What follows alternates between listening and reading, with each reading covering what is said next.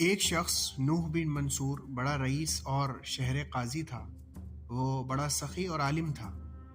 اس کی ایک بیٹی بہت حسین و جمیل اور ہنر والی تھی۔ شہر کے صاحب کمال رئیسوں نے اس کا پیغام دیا تھا، مگر اس نے کسی کے یہاں ہاں نہیں کی تھی۔ وہ اپنی لڑکی کے بارے میں پریشان تھا، کیونکہ فیصلہ نہ کر سکا تھا کہ کس سے شادی کرے۔ سوچتا تھا کہ فلاں شخص سے کر دوں تو فلاں ناراض ہو جائے گا، اور اگر اس سے نہیں کرتا ہوں تو وہ خفا ہو جائے گا۔ ایک لڑکا جس کا نام مبارک تھا اس کے گھر ملازم ہوا، مگر وہ بڑا ہی نیک اور پرہیزگار ملازم تھا۔ قاضی اسے کہنے لگا کہ میں چاہتا ہوں کہ تو میرے باغ کی حفاظت کرے۔ چنانچہ وہ باغ میں رہنے لگا۔ 1 مہینے بعد قاضی باغ میں گیا اور مبارک سے اس نے کہا کہ انگوروں کا ایک گچھا لا دے۔ وہ ایک گچھا لے کر گیا تو وہ بالکل کھٹا نکلا۔ قاضی نے کہا کہ اور لاؤ، وہ اور بھی زیادہ ترش تھا۔ آقا نے کہا کہ اور لاؤ، وہ اور بھی کھٹا نکلا۔ قاضی کہنے لگا کہ کیا بات ہے، تو کھٹے انگور ہی لاتا ہے، میٹھے کیوں نہیں لاتا؟ وہ بولا کہ مجھے معلوم نہیں کہ ان میں سے کون سے میٹھے ہیں اور کون سے کھٹے۔ مالک کہنے لگا کہ سبحان اللہ، تجھے 1 ماہ باغ میں رہتے گزر گیا اور اب تک یہی نہیں پتا کہ کون سے بوٹے ترش ہیں اور کون سے شیریں۔ لڑکے نے کہا آپ کی قسم، میں نے کبھی انگور چکھے نہیں، جو یہ جانتا کہ کھٹے ہیں یا میٹھے ہیں۔ قاضی بولا تو نے تو انگور کیوں نہیں کھائے؟ تو ہمیشہ یہیں رہتا ہے۔ لڑکا بولا اس لیے کہ آپ نے مجھے باغ کی حفاظت کے لیے بھیجا ہے، کھانے کے لیے نہیں بھیجا۔ میں اس میں خیانت کیسے کر سکتا ہوں؟ آقا نے بڑا تعجب کیا، کہنے لگا کہ اللہ تیری دیانتداری کی حفاظت کرے۔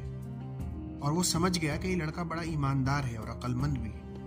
کہنے لگا مجھے تجھ سے محبت ہو گئی، میں چاہتا ہوں کہ جو کچھ تجھ سے کہوں اس کو انکار نہ کرے۔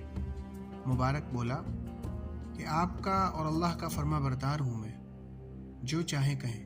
قاضی نے کہا کہ میری ایک حسین و جمیل بیٹی ہے، بڑے بڑے امیروں نے اس کا پیغام دیا، میں فیصلہ نہیں کر سکا کہ کیا کروں، تو ہی بتا مجھے کیا کرنا چاہیے۔ لڑکا کہنے لگا کہ اسلام سے پہلے لوگ حسب و نسب اور خاندانی شرافت دیکھا کرتے تھے، یہودی اور عیسائی حسن و جمال دیکھا کرتے تھے، اور زمانہ رسالت میں لوگ ہر ہنرگاری اور تقوی کو دیکھا کرتے تھے۔ ان تینوں میں آپ جس کو چاہیں پسند کر لیں۔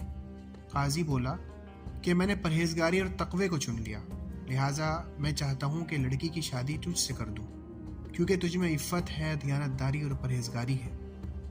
لڑکے نے جواب دیا کہ میرے آقا، میں چھوٹا سا بچہ آپ کے گھر آیا تھا، کالا بدصورت تھا، غریب اور لاوارث تھا۔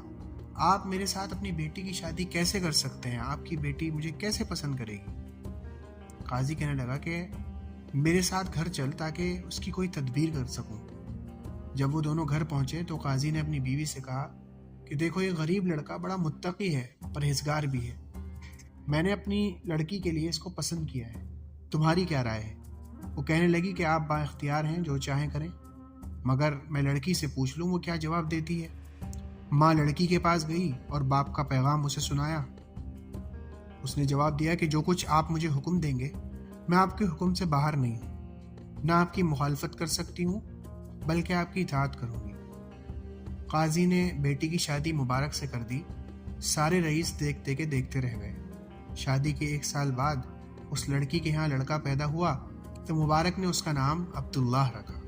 یہ لڑکا پوری دنیا میں عبداللہ بن مبارک کے نام سے مشہور ہوا، کیونکہ وہ بڑے ہو کر بہت ہی متقی اور پرہیزگار، صاحب علم، زہد و تقوی والے انسان بنے۔